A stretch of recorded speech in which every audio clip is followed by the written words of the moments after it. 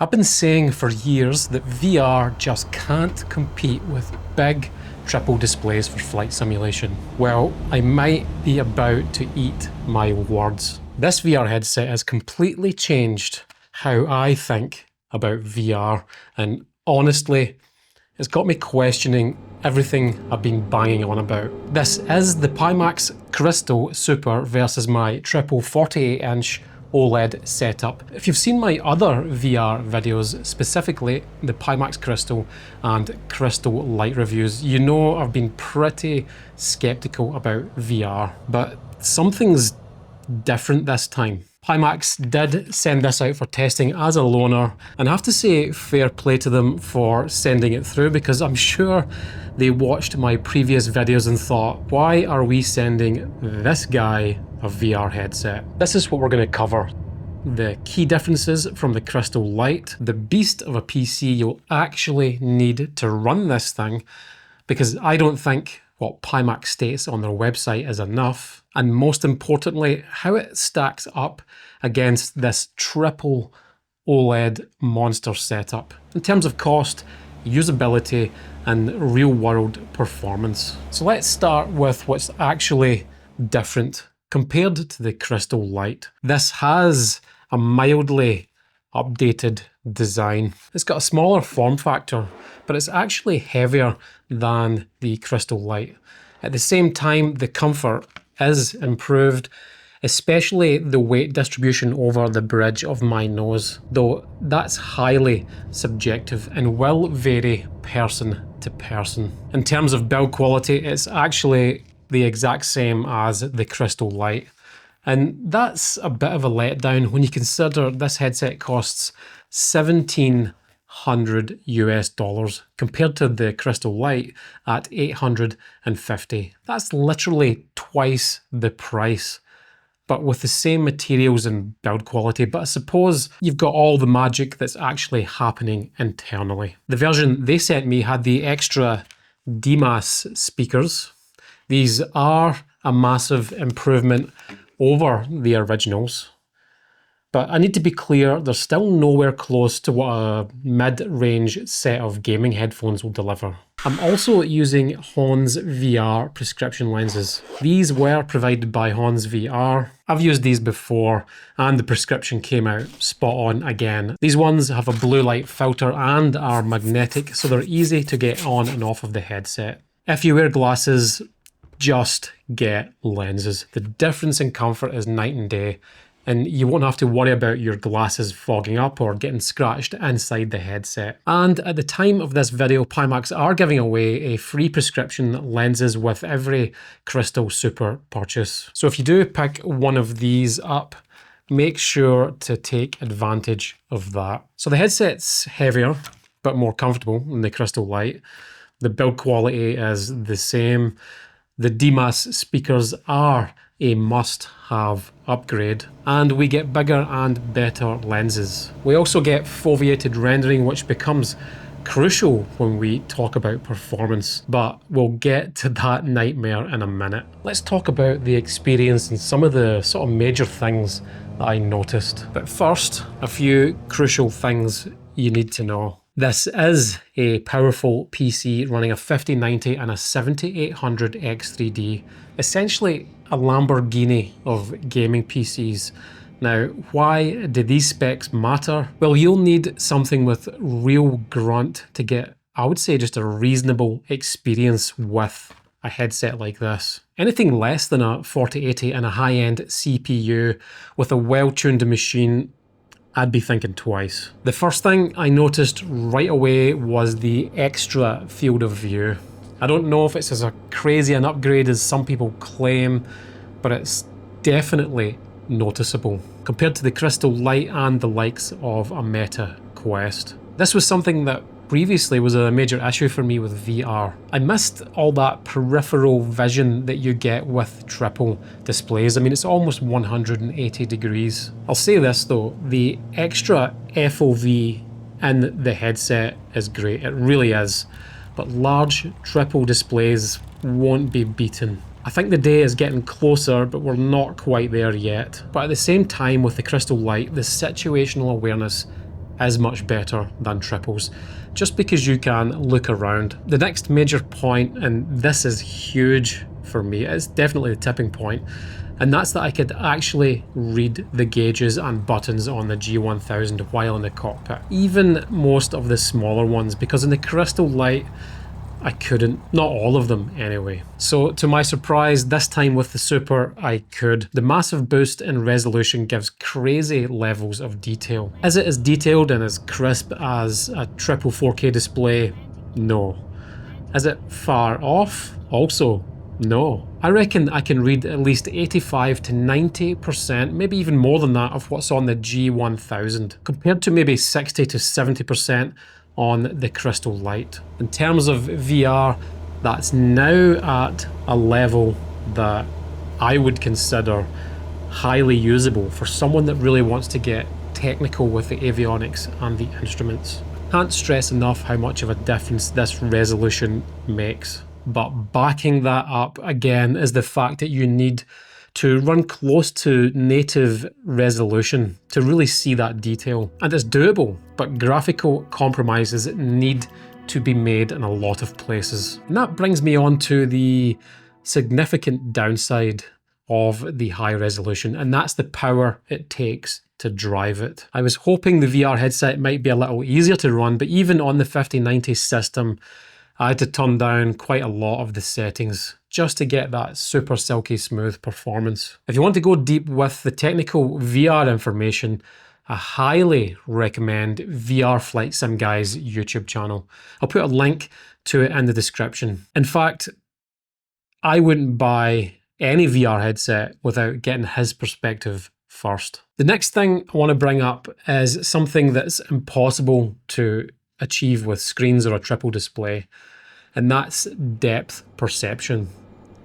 This is incredible. If you're at 2,000 feet, you feel like you're at 2,000 feet, and at this resolution, it can literally take your breath away. The resolution in the Super creates such a superb experience. If you want to feel like you're actually in the cockpit at altitude, VR is the only way to do it. Triple screens, no matter how good they are, will just never deliver this feeling or even get close. Now that I've almost fallen in love with the Pimax Super, and I say almost, let's look at one of VR's biggest challenges, and that's the physical comfort and practicality. Pimax Crystal Super is, I'd say, the most comfortable headset that they've certainly brought out so far. But I can't see anyone using this for more than a few hours without just wanting to take it off. I know some VR enthusiasts will claim they could game on these all day, but I just don't see it. At the end of the day, you have a fairly heavy box strapped to your face. And after 45 minutes to an hour, I could feel it in the back of my neck. This presents all sorts of frustrating everyday issues. Picking up a cup of tea or a beer, putting it back down without looking, using the keyboard, finding controls by feel. Plus, if you're new to VR, there's some motion sickness factor. Some people adapt to it quickly, others never do. Some people never get it. It's worth trying any type of VR somewhere first if you've never used it before. Speaking of fumbling for controls, this brings me to one of my biggest issues initially. Being able to reach for my physical controls without looking felt impossible in VR. Anything other than the yoke and throttles, I just couldn't master it. But that's where I realized my approach needed to change completely. VR, particularly the Pimax Crystal Super, became amazing when I embraced just the basic physical controls like yoke, rudder and throttle, then interacting with everything else through the clickable cockpit. Once I accepted that that was going to be the interaction that I was going to have with the cockpit, primarily using the mouse, I genuinely had a great time in the sim. Landing challenges, activities, flying all different aircraft types and learning where all the buttons and controls in various cockpits are. That's something that a single physical setup just can't give me because I'm so constrained. It was honestly a little bit refreshing with the VR headset. And this is where I see a clear split in who should choose what type of setup. If you're looking to fly one specific type of aircraft and want to master it completely, I still say a physical build is the way to go. VR isn't even in the ballpark here. A physical build is just too convenient and you get all the crucial tactile feel of all the knobs and buttons. But a learning and training approach to physical cockpit wins every day of the week. Not to mention the crispy, detailed visuals that you can achieve. On the other side, if you like mucking around in the sim, you love VFR flying, you fly a bit of everything and enjoy just really exploring the world, this is where the Pimax Crystal really shines.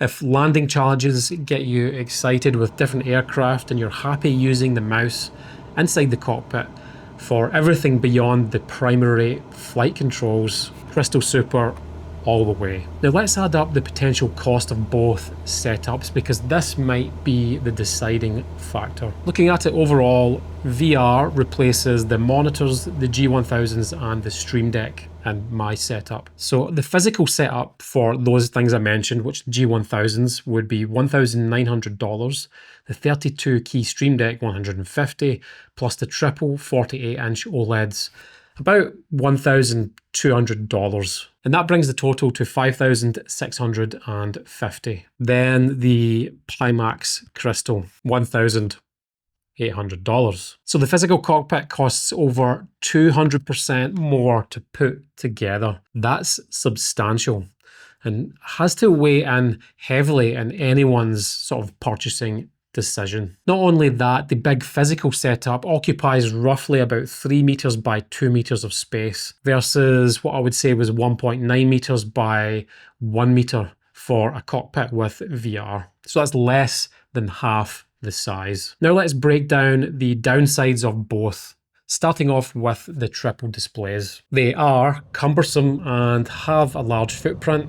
Pain in the arse to properly align. You need a powerful PC for native 4K across 3 displays, plus avionics. They can create a little bit of a hotbox inside the cockpit. They have limited situational awareness compared to VR, and obviously, like we just said, they are way more expensive. Now the downsides for VR would be the comfort limitations for long sessions. You're removed from seeing your physical controls. It can get sweaty inside the headset. Some people experience more eye fatigue than others. They aren't as crisp and as sharp as dedicated monitors, although not far off. There's potential for motion sickness, especially initially and for new users. Now, the upsides. Big triples are far more comfortable for long sessions, have sharper, more crisp visuals. Seeing and using physical controls is a massive benefit. It's a visually impressive setup. Much less hassle for everyday things while in the simulator. Now for the Pimax Super advantages. The depth perception is incredible. Triples cannot compete with it. Not quite as crisp as monitors, but it's pretty close with that high resolution. It's a much smaller physical setup overall. The feeling of being inside the aircraft at altitude is incredible. You can experience any aircraft's cockpit layout accurately. The weather effects and the environmental immersion is simply unmatched. My experience with the Super has genuinely changed my mind about VR. The resolution boost, the smaller form factor, the updated software have made it an incredible option. But it all depends on what you want from your simulator and how bonkers your PC build is. If you're building a sim for a specific aircraft and love physical controls, the satisfaction of operating real switches and knobs, absolutely go with a physical build. You simply won't regret it, and you'll gain way more satisfaction when you fly. But you have to accept being more restricted in aircraft choice, plus the extra expenses and space requirements. And honestly, tinkering in cockpit building is actually half the fun. If you treat Flight Simulator or X-Plane more like a game and you love flying various aircraft types and scenarios, and you really just want to explore the world, VR, and particularly the Crystal Super, it will simply blow you away with the feeling of being inside the actual cockpit and the sensation of leaving the ground. It never gets old. Or you might just have a space consideration, and in that case again, this Crystal Super with the huge resolution and the wider FOV does hit the mark. To expand on this, I've been so impressed with the Super. I now kind of use the sim in two different ways. About 70% of my time is spent flying X-Plane and the physical sim with a Cessna 172 or other G1000 equipped aircraft. I still really enjoy that tactile feedback and the convenience of physical controls. I'll typically set up poor weather challenges for myself and just rinse and repeat for hours. The other 30% of my time is now spent discovering new aircraft and locations in VR using Microsoft Flight Simulator. The way the Crystal Super opens up Microsoft Flight Simulator for me brings so much of it to life. It's incredible, especially with the visual and graphic fidelity of that sim. It's nothing short of mind-blowing. This headset has created an itch that I have to scratch, but I'm left feeling like the Pimax Super is a generation ahead of what we currently have on offer in terms of PC power. Now the big question, if you could only have one setup, which would it be? I'm still going to go with the physical controls and the triple screen layout. The satisfaction of inputting a flight plan into the G1000 using the autopilot buttons and the comfort and convenience, I'd still pick the triples without much hesitation. But here's the key.